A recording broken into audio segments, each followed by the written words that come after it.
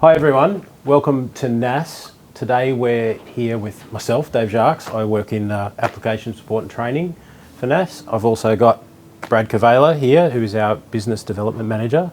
Shane Bailey, who is usually cleaning bins, doing things, but we like to call him our general manager, or managing director actually, I should say. I don't know, which one is it, Shane? Because I've completely call me whatever you like, Dave. The point being is Shane does a bit of everything around here, and is kind of the main guy. And also in the far corner, we of course have James Piper, who is socially distant from me by a long way, so I hope you can hear me over there, mate. But James Piper is also here, and he works at NAS as the operations manager, so I'm sure we're not strangers to most of you.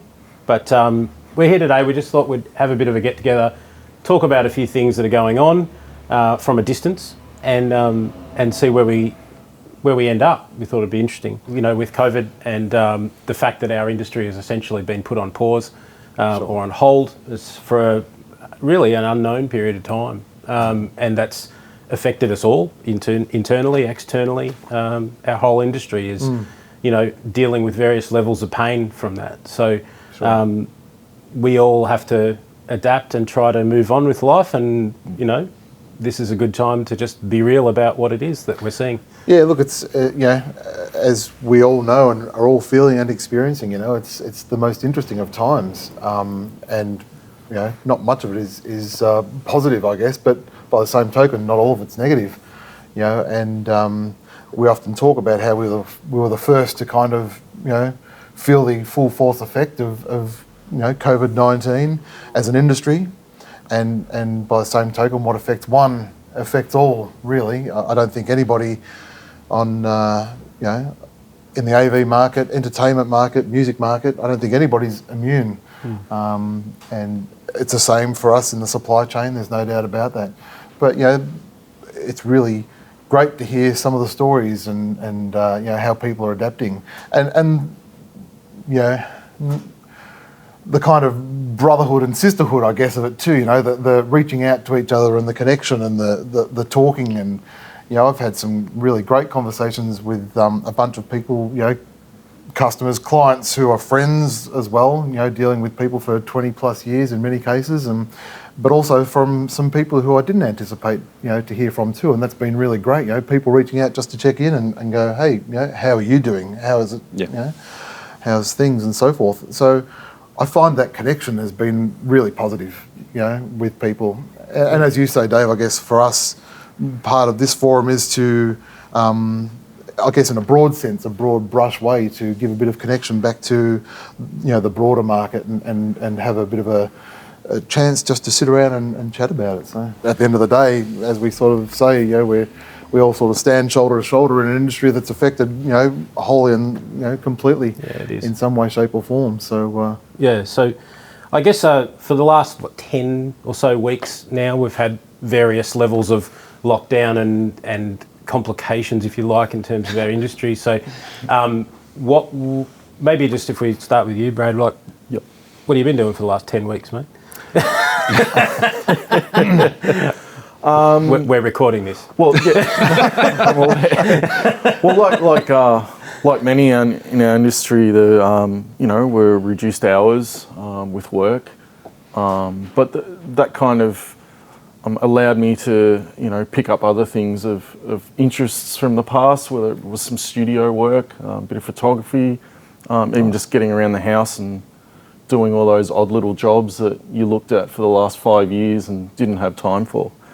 You know, and spending time with my wife. Yeah. My role required me to travel a lot and spend many hours away from home, and it was good to spend time with her and, you know, and do what we do, I guess. So that's kind of what I've been up to in the downtime. Of course, I've still been working during those times, dealing with suppliers. I'm trying to help customers where I'm able to, you know, even including going to commission jobs and things like that. So yeah, awesome. It's been a busy time, although more time on your hands, if that kind of makes sense to anybody. Yeah. Busy, not busy. Well, yeah. It hasn't stopped though. Like, I mean, that's at least from what I can see. You know, we've all been working in various different ways in terms of being home office or, you know, via Zoom. Hands up if you're sick of Zoom meetings. But you know, it is what it is, right? We're just working on that, and you know, I found that the home office thing, I get a lot done in a short period of time, which is nice. When I'm in there, there's less interruptions. It's not all negative, because you know, I hate people mostly. So I get interrupted by my dog. You know, that's about it. I think the thing I took out of it was really refreshing to see the resilience of general people, not just in our industry, but across the board. People just thinking differently. How do I get around this hurdle? What's the best way forward? Not necessarily about making money, just in life as well. You know what I mean? Just, Absolutely. You know, but in our industry, guys completely flipping what they do on the head and trying something new and giving it a good go, and that's been refreshing to see. Yeah, it's great to see people embrace, you know, as I say, just generally in the community, forget about, you know, our industry specifically, but just generally in the community, people embraced what they had to do to get through it. Not that we're through it as yet, but certainly, you know, to get to the point where we're currently at right now, and I think, you know, it's a nice pat on the back for everybody, you know, that we've been able to achieve where we are so far. Even government. But let's not get into that. That's not what this is for. Politics. Talk about No, we won't. There's no beer, so we can. That's the after hours chat. Indeed. So how's your home office, James? What does it look like for you? I mean, you've been in and out a bit here as well as working at home, but... Yeah, it's been, like Brad, it's been interesting because I typically travel quite a bit. So being home for this period of time, last time I was overseas was October. Wow. This is the longest period of time I've been in the country for as long as I've been here. So it's, you know, my wife's enjoyed it. My kids have enjoyed it. I've got 2 young kids, both under 4, and one that's just started walking while I've been home. So that's kind of been that's awesome. a nice little thing to be around for, because you miss a lot of those sorts of things. Like everyone, I'm completely over Zoom. What I did find out, which I found funny, was that, you know, in trying to connect with family and friends through this period, no one else from outside our industry knows how to do video calling, period. So, you know, you get this part of people's faces. You know, I try and, you know, FaceTime my mum or something like that, and their phone's on the bench and looking up at the ceiling or something. So, you know, I kind of took some of that stuff for granted, but it's been enjoyable. The time spent at home, even though there's still been stuff bubbling away in the background, it's been a good opportunity to kind of reconnect with a lot of those suppliers and customers on a personal level, as you said before, and just check in. And, you know, everyone's got their own story, but it's all part of the larger story that's the same globally. So, you know, there's a lot of that shoulder-to-shoulder stuff happening, as you say. And you know, I've done a lot of gardening and odd jobs around the house. I think I worked out I've done about 6 months worth of weekend odd jobs off my list, so I'm caught up. But the list is not empty though, right? Oh no! I get home from the office and there's 4 or 5 other things on there. So we need another 12 months of lockdown for that. I probably shouldn't say that. It's interesting you talk about you know, Zoom, you know, where you're seeing people from here up or from here down or whatever the case may be, and it reminded me of the Tim the Toolman, you know, and his neighbour Wilson. Everybody's talking over the fence like this. There you go. It's true. It's but it, you know, on the other side of things, it's been it's as you say, Brad. It's been interesting to watch people kind of repurpose their business models a little bit, and you know, try and connect and find out what people are up to and see where we're able to kind of join in on that, because we're in the same basket as everybody else. You know? Yeah, and I guess to call to that, and also to something you said earlier, Dave, too, is that, you know, business is not business. You know, business, you know, is sort of a byproduct of the relationships that we have, and you know, I guess I like to think that for NAS, the business that, you know, we've built up over 20 odd years is a relationship business. You know, it's based on relationships with people, and now that connection is paramount. You know, and I think that's the key word, is connection. You know, you learn from people through communication, and we all have been doing that with customers or suppliers or even just family and friends on what they're doing to get through things, and And, it gets you thinking, oh, that's a really good idea. I could do this for myself or for the company or for a customer. You hear a different idea from a customer, you're like, well, actually, this guy's doing something similar. We can help him out in that kind of way, So The family side's a bit tough though, isn't it? Don't you reckon? You sort of Zoom your mother and you just want to give her a hug, Well, she didn't know how to use it, but yeah. Yeah, that's good. So, Shane, do you want to just explain a little bit about what actually happened at NAS in the last 10 weeks or so, what Sure. that means for our daily operations, staffing, all of that, and what you see as a company owner, the medium to longer term is for, information is for NAS. Yeah, as much as I can, sure. What's taken place, I guess, in the last 10 weeks is perhaps a little bit easier to talk about and speculate on what the future may or may not look like is a little bit more speculative, as we say. But certainly, as we moved into the lockdown period, NAS went into very much a hibernation capacity, I guess. Most staff went into a part-time or a stand-down capacity for a period of time. We're now at a period where actually a number of staff are back full-time. The remaining balance is still on a part-time capacity, but everybody's employed in some capacity. The good news, I guess, from an NAS perspective is that we've not had any terminations or layoffs at all, and I'm proud of that. I'm happy to say that. And thank you.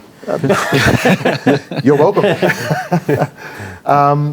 Taking care of people is taking care of the people, and that extends to staff and to our clients, our customers, our brothers, sisters, our family, everybody around us, and as some of the stories I've heard, sometimes even, handing over some leads to competitors and so forth, you know what I mean? What I guess we want to try and ensure is that we're still talking to the same people at the end of this, wherever the end is, whatever it looks like, is that people are still there to talk to, and that, we're still able to pick up business as best we can as it comes back online a little bit, I guess. Staff-wise, everybody at NAS is, as I say, still working in some capacity at the moment, and looking forward to bringing everybody back in a more full-time capacity as business permits and so forth. But keeping in touch with everybody around the country and also our team in New Zealand, our little team in New Zealand as well. We shouldn't forget those guys. Kia ora. They're watching. Yeah, I hope so. The guys over there as well, they were in complete self-isolation lockdown for 4 or 5 weeks, and they're back now, all in full-time capacity. So business-wise, it's a tough time. What you feel at one end of the market extends to our end of the market in a very similar way, I guess. Everything flows downhill, and I guess we're at the bottom of the hill or close to. Whilst business is tough for our regular clients, and particularly in live entertainment and production land and so forth, I guess, which is an area that we have done a significant amount of business in over the years, and we're well connected with, and that seems that end of the industry is fairly well decimated, has been for the last sort of 10 weeks. And whilst there's no business, everybody's kind of taking care of the odd jobs in the background, the service, the support, the cleaning, the repainting, the touching up, the sweeping of the warehouse. We've swept it a few times ourselves, I think.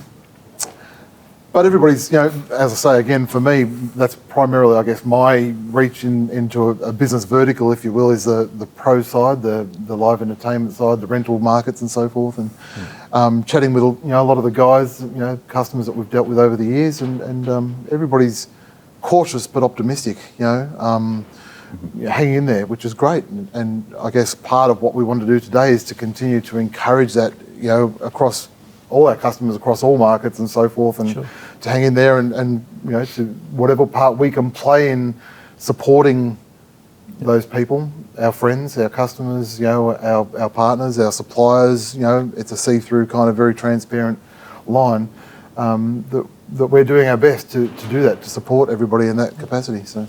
No, it's good. I mean, the feeling around here to me is that we're not going anywhere. Yes, things have been challenging. Things have had to move and adapt. That's the way it is for everyone. Yep.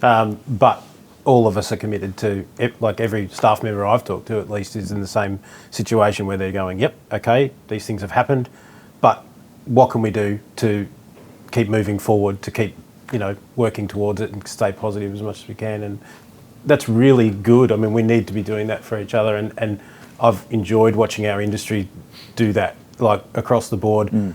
I think pretty broadly it is that way. There's few situations I've seen where it's, gone the other direction and become hard business, because there's no point in that anyway. Yeah, for sure. No, that's We've good. always kind of, I guess, as a business, always had a bit of a philosophy of first in, last out, and what we mean by that is, support from the front end right to the very back end with all our systems, and that goes through to, I guess, times like now, the support, as you say, about the relationship and so forth. We're very much a company that doesn't love you and leave you. At least I hope that's what we are, and that's the way I perceive us.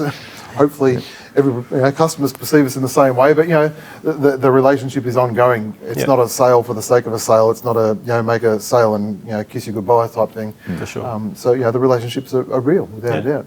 And over speaking for me personally, over a lifetime of working in this industry, most of my friendships exist in this industry. So Yeah, same, I'd have to say. Okay, so I've got a note here about, we were talking earlier about some of the things that we've seen people doing to adapt given everything that's happened and the changes we've all seen. There's, one thing I guess that's true of most people in our industry is that they're people that do get out and get things done by nature of the industry we work in. You have to do that. Anything that any of you guys have seen that you could mention that you thought was an interesting angle, just purely out of interest? Yeah, most I'll go first. Go. Sorry, I should have said Brad. Most definitely. I found, obviously, there's been an explosion in video conference technology, of course, and integration. That's been huge. We've had a small part to play in that with speakers, amplification, and those sorts of things, and education as well. A lot of education integrators out there are doing the upgrades. Schools seem to be spending their budgets. Yep. They're still available, which has been good.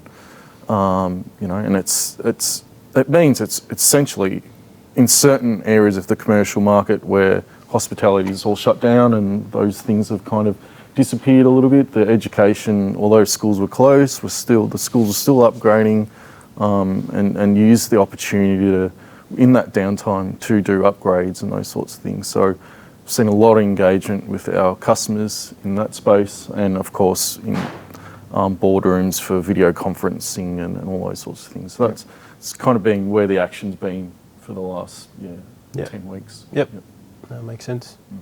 Anyone else? The audio production side of things, I've been watching closely a handful of pretty close customers that we've been working with for a number of years, and it's really refreshing to see the very quick flip into being able to repurpose their business. And some of them are providing a facility and a space and the full front to back production to be able to broadcast live shows, live gigs, live weddings, all of the things that we kind of took for granted as being able to do on a daily basis. So that sort of stuff's interesting. And on the other end of things, there's from the supplier side,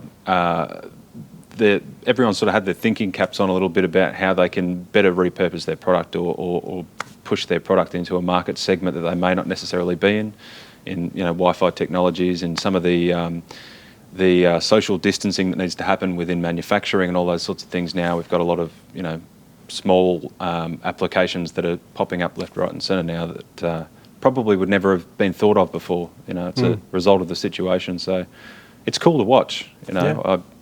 Anecdotally, we were talking about restaurants and cafes and pubs and all these sorts of things that would never have considered delivering food to your house, and all of a sudden you can get a palmy in a pot delivered on to Tuesday night.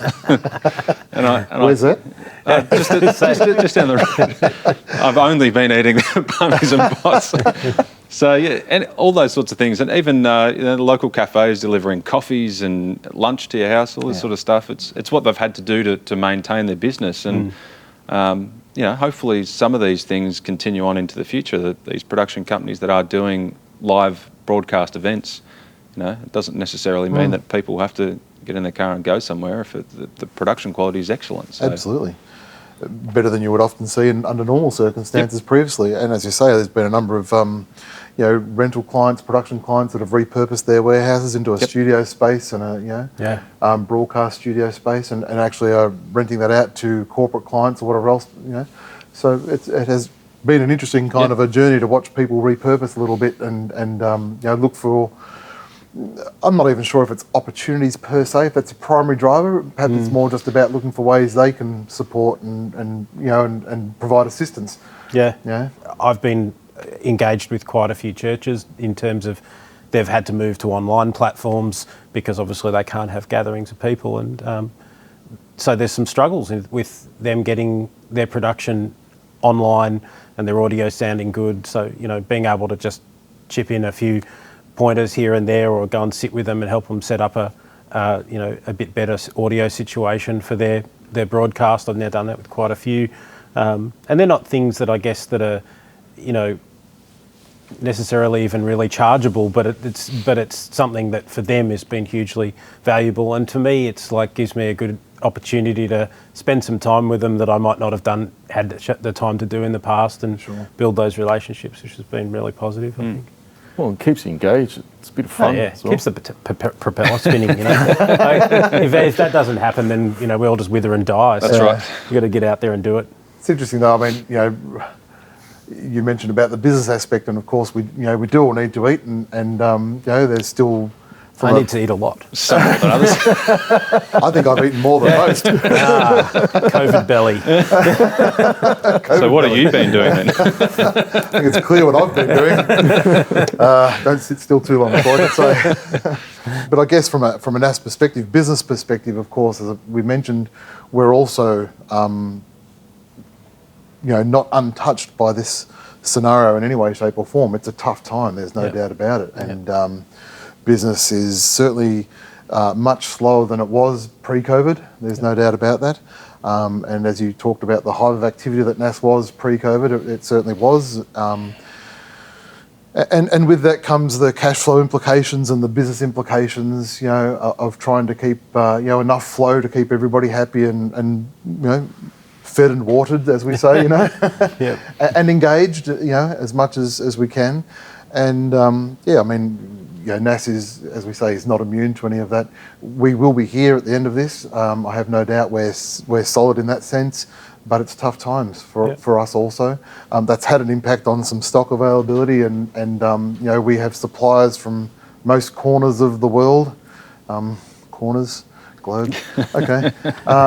Surfaces. Yes, from many parts of the world we have suppliers and manufacturers, and we've always been proud of the relationships that we also have with our suppliers and our manufacturers as well, and that's a really, like with our customers, we talk about having that personal approach, and I think we have that same personal approach with most all of our manufacturer and supplier friends. But supply is not the same from one part of the world as it is from another part of the world, as COVID has different impacts on different parts of the world as well. And so, we've seen some products that have been readily available and others that are not. Or even a week later, they're not. Yeah, that's right. Or even a week later, that's right. And then I guess that also plays into the supply timelines. So shipping lines, vessels, shipping space is tight, difficult to get. Airspace is almost impossible to get. And if you can get it, it's incredibly expensive. Oh yeah. Not that it wasn't pre-COVID, but it certainly is more expensive now. I swear that it's just all first-class seats that our stock's shipping on at the moment. Don't tell me. Fed and wined well.